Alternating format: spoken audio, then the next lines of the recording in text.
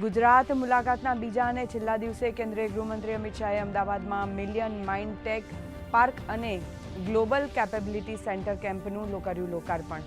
કહ્યું, ગુજરાતના લોકોના ડીએનએમાં સાહસિકતા અને ઉદ્યોગની ભાવના.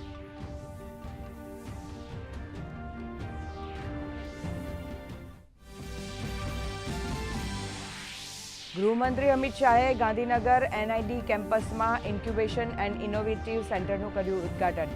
દશેલામાં ₹128 કરોડના ખર્ચે મધુર ડેરીના અદ્યતન પ્લાન્ટનું કરશે લોકાર્પણ. ગાંધીનગરમાં 620 કરોડના વિકાસલક્ષી પ્રોજેક્ટનું કરશે લોકાર્પણ.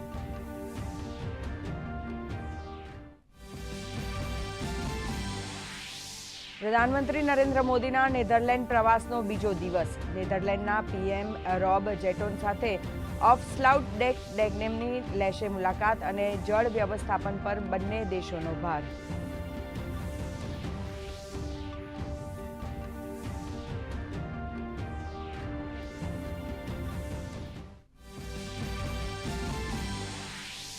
નેધરલેન્ડ બાદ આજે સ્વીડન પહોંચે પ્રધાનમંત્રી નરેન્દ્ર મોદી. પીએમ ઉલ્ફ ક્રિસ્ટરસન સાથે કરશે દ્વિપક્ષીય વાર્તાલાપ. યુરોપિયન રાઉન્ડ ટેબલ ફોર ઇન્ડસ્ટ્રીમાં થશે સામેલ.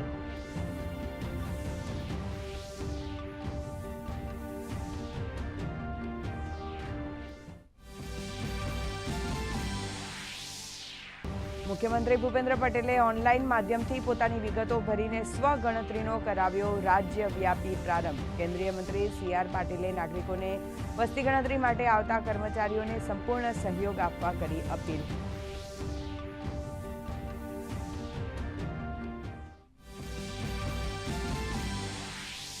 ચોમાસા પહેલા રાજ્યના વિવિધ વિસ્તારોમાં આવતા કાંસ, નાળા, કેનાલ અને તળાવની કરાશે યોગ્ય સફાઈ. ડિઝાસ્ટર વિભાગમાં જિલ્લા અને તાલુકા કક્ષાએ ખાલી જગ્યા તાકીદે ભરવા મહેસૂલ વિભાગના અધિક મુખ્ય સચિવનો આદેશ. તો રાહત કમિશનરે આપત્તિથી બચવા યોગ્ય એક્શન પ્લાનનો અમલ કરવા પર મૂક્યો ભાર.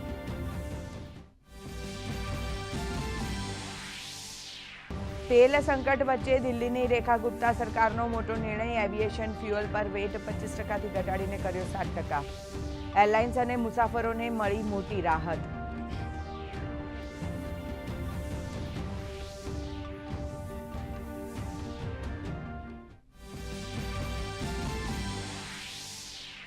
ટ્રમ્પે શાંતિ સમજૂતી ન થવાની સ્થિતિમાં ઈરાનને આપી નવી ચેતવણી. કહ્યું, ઈરાને જોવો પડશે ખૂબ ખરાબ સમય.